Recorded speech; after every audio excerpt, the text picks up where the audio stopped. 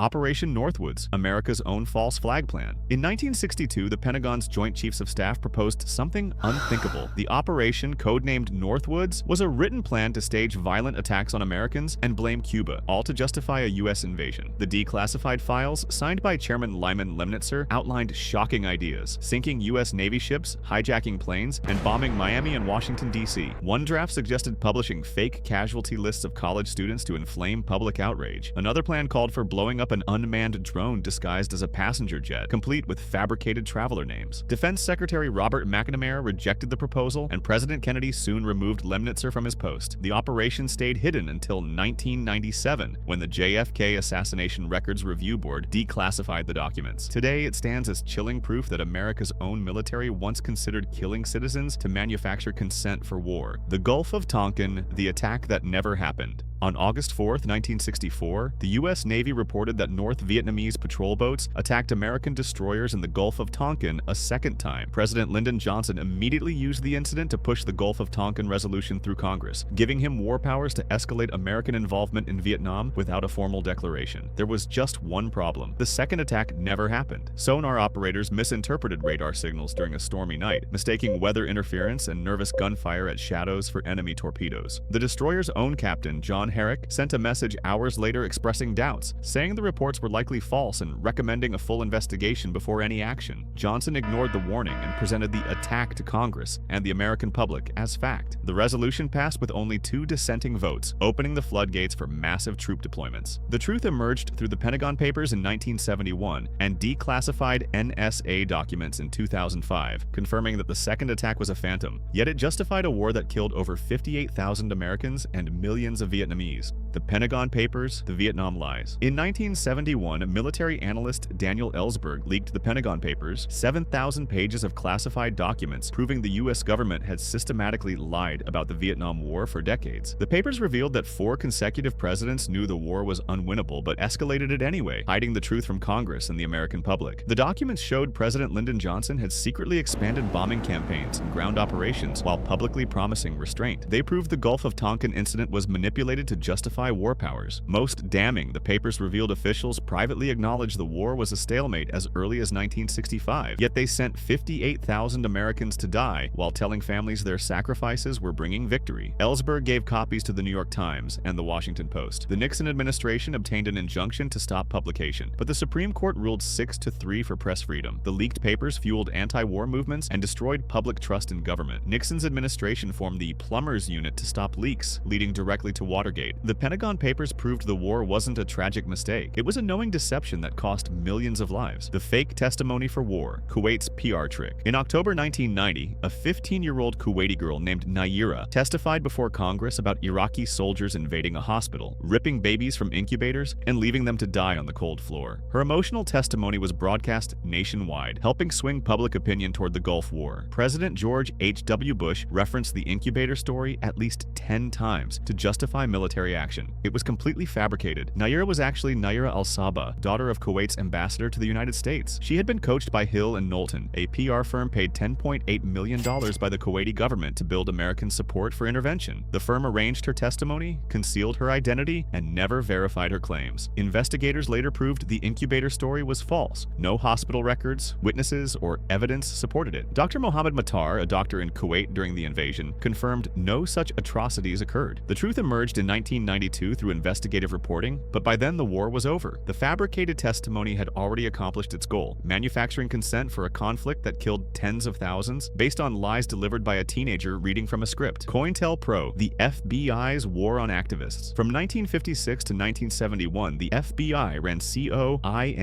COINTELPRO, short for Counterintelligence Program. The mission: infiltrate, disrupt, and destroy civil rights groups, anti-war activists, and political dissidents using any means necessary. Director J. Edgar Hoover authorized agents to forge documents, plant evidence, spread false rumors, and provoke violence. They mailed anonymous threats, sent fake letters to break up marriages, and paid informants to fracture movements from the inside. The FBI bugged Dr. Martin Luther King Jr.'s hotel rooms, fabricated communist ties, and mailed him an anonymous letter urging suicide. Cointelpro was exposed in 1971 when the Citizens Commission to investigate the FBI broke into a Pennsylvania field office and mailed stolen files to newspapers. Congressional hearings followed, creating new oversight rules. But by then, the program had already destroyed countless lives, leaving a legacy of mistrust that echoes today. Fred Hampton's assassination. On December 4, 1969, Chicago police raided the apartment of Fred Hampton, the 21-year-old chairman of the Illinois Black Panther Party, and killed him in his bed. Authorities claimed they returned fire during a shootout. The truth was far darker, and it involved drugging Hampton hours before the raid. William O'Neill, Hampton's trusted bodyguard and chief of security, was actually an FBI informant paid $300 per month. On the night of the raid, O'Neill slipped secobarbital, a powerful sedative, into Hampton's drink during dinner. Ballistics experts later determined that police fired between 82 and 99 shots, while the Panthers fired exactly 1. Hampton never got out of bed. He was likely unconscious when officers shot him twice in the head at point-blank range. O'Neill had provided the FBI with detailed floor plans of the apartment, including an X marking where Hampton slept. A federal civil rights lawsuit in 1982 revealed the conspiracy, resulting in a $1.85 million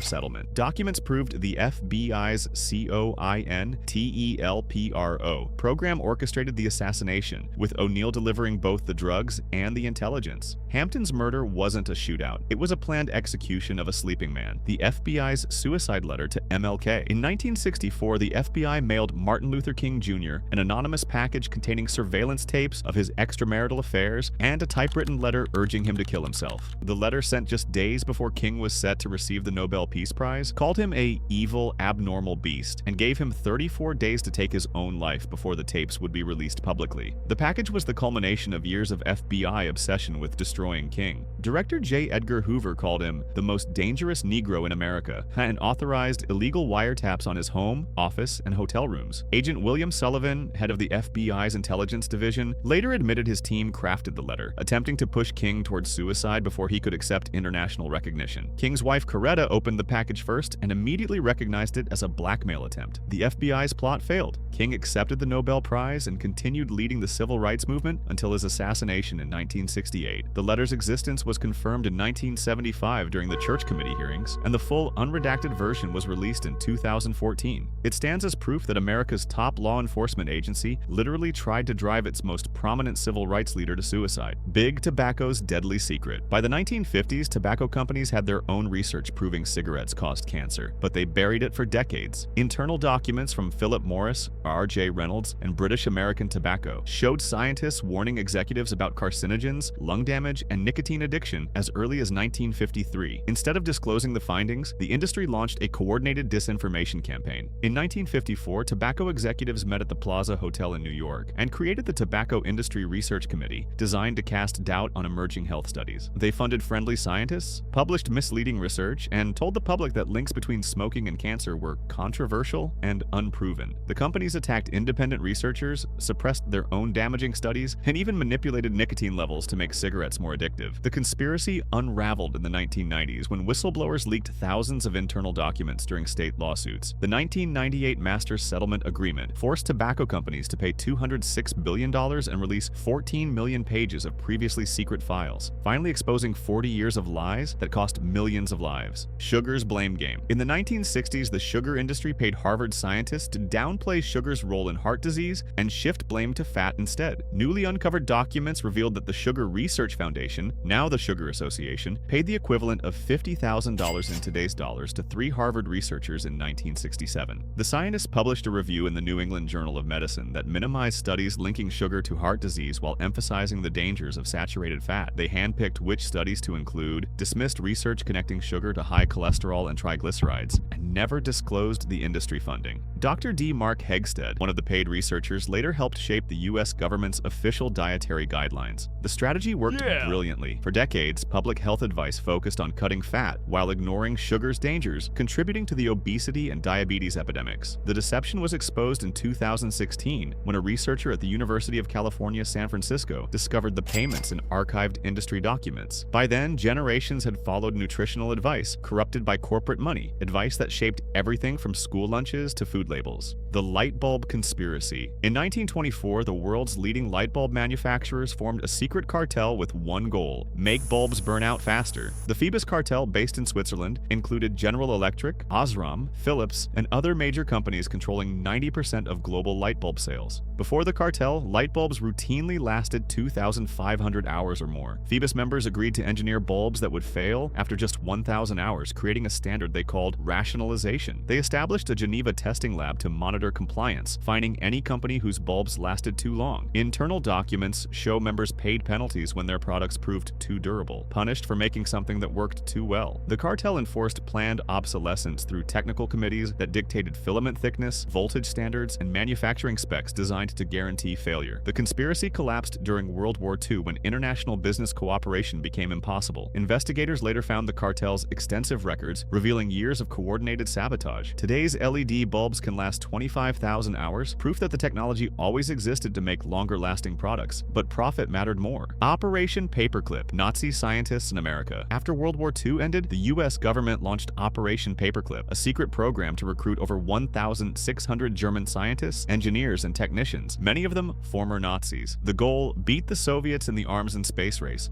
no matter the moral cost. The Joint Intelligence Objectives Agency actively whitewashed the records of these recruits, scrubbing evidence of Nazi party membership and war crimes from their files. Werner von Braun, who used slave labor from concentration camps to build V-2 rockets that killed thousands in London, became NASA's chief architect. Kurt Blohm, who conducted biological warfare experiments on prisoners, was hired to work on chemical weapons at Fort Detrick. President Truman had explicitly ordered that no ardent Nazis be admitted, but intelligence officials ignored the directive. The program continued until 1990. Far longer than publicly acknowledged. These scientists helped America reach the moon and develop advanced weaponry, but the cost was granting immunity to men who participated in atrocities, a devil's bargain that remained classified until investigative reports in the 1970s exposed the truth. The Radium Girls sacrifice. In the 1920s, young women hired to paint watch dials with glow-in-the-dark radium were told the substance was harmless. Their employers at U.S. Radium Corporation and Radium Dial Company instructed them to use their lips to shape brush tips into fine points, a technique called lip pointing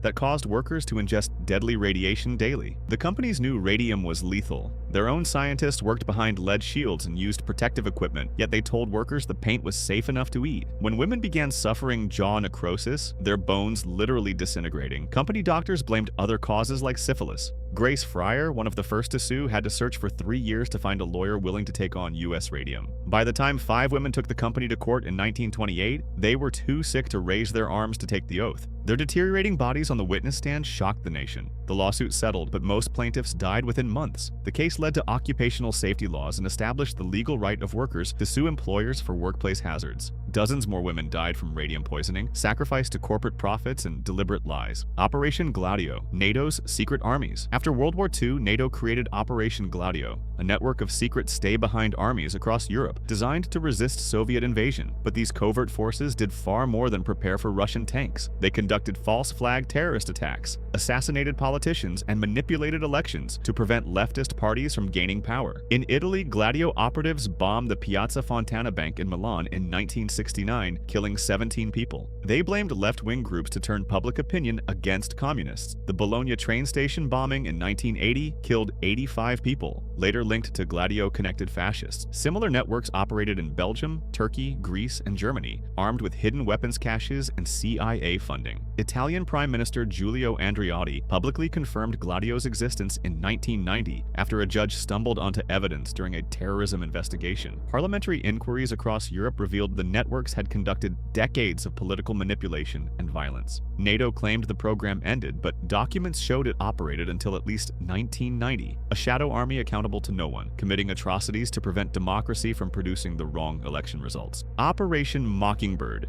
CIA's media puppets. Starting in the 1950s, the CIA launched Operation Mockingbird, a covert program to manipulate American news media by recruiting journalists, editors, and executives as intelligence assets. The agency didn't just plant stories, it owned journalists outright, paying them to shape public opinion on everything from foreign conflicts to domestic politics. Frank Wisner, head of the CIA's Office of Policy Coordination, bragged internally about having a mighty Wurlitzer, referring to the propaganda machine he could play at will. The operation recruited staff from the New York Times, CBS Times, Time, and dozens of other outlets. Journalists wrote CIA-approved stories, suppressed unfavorable coverage, and even allowed agents to pose as reporters for cover. Some were witting collaborators, others were manipulated without knowing their sources were intelligence operatives. The program was exposed during the 1975 Church Committee hearings, which investigated intelligence abuses. Senator Frank Church revealed that the CIA had relationships with over 400 journalists and 25 major news organizations. The agency officially ended Mockingbird, but internal documents later showed coordination continued under different names. The revelations shattered trust in media independence and proved the government had turned the free press into a propaganda tool. The NSA's mass surveillance. In 2013, Edward Snowden, a former NSA contractor, leaked classified documents exposing PRISM, a massive surveillance program that collected emails, photos, videos, and chat logs from millions of Americans without warrants. The NSA had direct access to servers at Google, Facebook, Apple, Microsoft, and Yahoo. The agency collected metadata on every phone call made in the United States, tracking who called whom, when, and for how long. They intercepted internet traffic at fiber optic cables, recorded Skype calls, and even hacked into Google and Yahoo's internal networks. Director of National Intelligence James Clapper had lied to Congress months earlier, denying the NSA collected data on millions of Americans. Snowden's revelations sparked global outrage and forced reforms. Courts later ruled the bulk phone collection program illegal. Snowden fled to Russia to avoid prosecution and remains there today. The leaks proved the government had built a surveillance apparatus that swept up data on innocent citizens on an unprecedented scale, turning everyone into potential suspects. Bohemian Grove, the secret Grove meetings. Every July since 1899, the world's most powerful men gather at Bohemian Grove, a 2,700-acre campground in Northern California, for 2 weeks of secretive meetings. Members include U.S. presidents, CEOs, military leaders, and media moguls, all gathering under a motto, "Weaving spiders come not here," meaning no business dealings. But that's exactly what happens. Richard Nixon and Ronald Reagan both arranged their presidential runs at the Grove. The Manhattan Project was planned there in 1942 during informal discussions among scientists and military officials. Members perform a ritual called the cremation of care, burning an effigy before a 40-foot concrete owl statue representing wisdom. The club's existence isn't secret. Its membership list and activities are. Guards patrol the perimeter, and attendees are forbidden from discussing what happens inside. Investigative journalists and protesters who've infiltrated or observed from outside describe lavish drinking, elaborate theatrical productions, and policy discussions that shape world events. The Grove represents power's old boys club, where democracy's most influential decisions happen behind closed doors, away from public scrutiny. The business plot, the attempted coup against FDR. In 1933, wealthy American businessmen hatched the business plot, a scheme to recruit 500,000 war veterans, march on Washington, and force President Franklin D. Roosevelt to install a fascist dictatorship. The conspirators believed FDR's New Deal policies threatened their fortunes and wanted him replaced with a business-friendly strongman. The plotters approached retired Marine Corps Major General Smedley Butler, a two-time Medal of Honor recipient and the most popular military figure in America. They offered him leadership of the coup, backed by $3 million